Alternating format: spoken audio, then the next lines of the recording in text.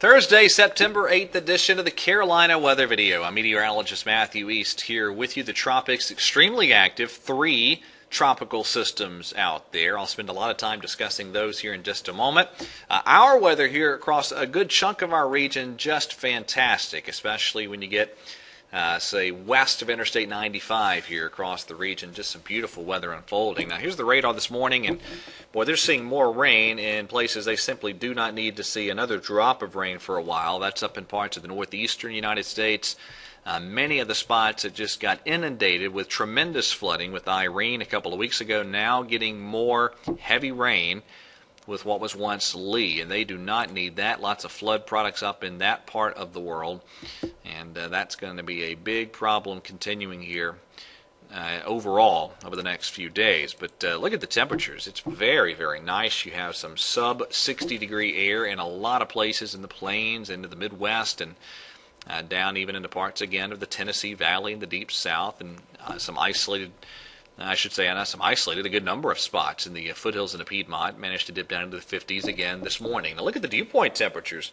An extremely dry air mass. You're looking at 50s for dew points, even down to places like New Orleans and Houston. And so, it's a dry push of air, and just some very, very dry dew points over Texas, dew points in the 30s and 40s. They do not need that. The tremendous drought and wildfire problems continuing there, and that very, very dry air not helping anything for those folks. Now here's the upper air chart off the European model this afternoon. There goes Katia up the coast, and this big upper level low, that's kind of where we had what was once Lee get absorbed by some upper level energy. Now you just have this kind of stalled out upper level low. Now as we get out to Sunday morning down in the Gulf, that's Nate. And depending on how this little piece of energy interacts with Nate, that will determine the eventual track of where Nate winds up heading. More on all the tropical stuff here in just a moment. Let's start with today here on the GFS. A beautiful day.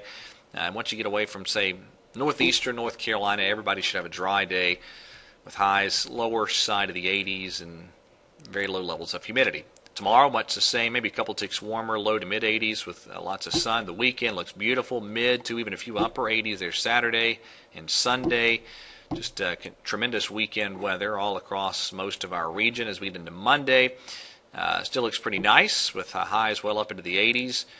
Tuesday, again, now there's a fly in the ointment, and that is Nate, but assuming Nate stays to our south, we're in great shape here through Tuesday and Wednesday too. By Thursday, the next front drops in, and that'll bring us the chance of some showers and some thunderstorms. But let's talk about the tropics. There's the overview. 3 systems: Nate down at the Bay of Campeche, Katia between the Outer Banks and Bermuda, and Maria out there in the tropical Atlantic east of the Lesser Antilles. Let's take them one at a time. Here's Nate.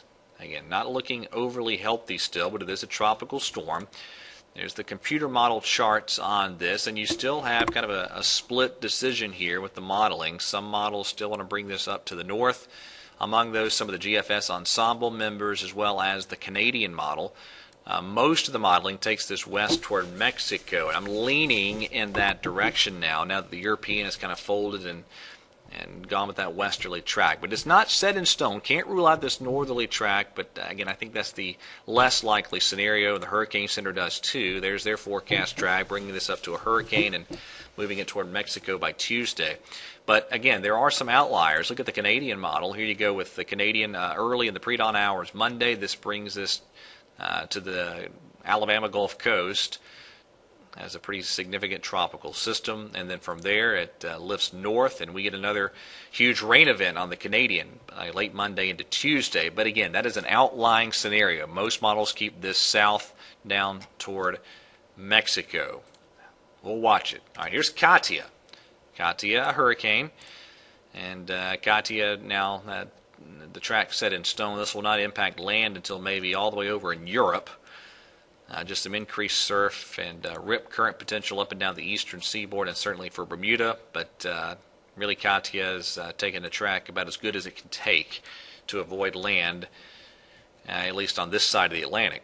And finally, we have Maria out there in the Atlantic Ocean. There's the spaghetti charts on Maria. Looks like Maria is going to be a recurve, but it certainly could have an impact on the northeastern Caribbean islands and maybe the Bahamas. But looking like, and maybe Bermuda too, but as far as the U.S. is concerned, it's looking like Maria will get into a position here that the next trough will pick it up and scoot it out to sea. It's a little early to have complete confidence in that, but that's looking like the most likely scenario at the moment.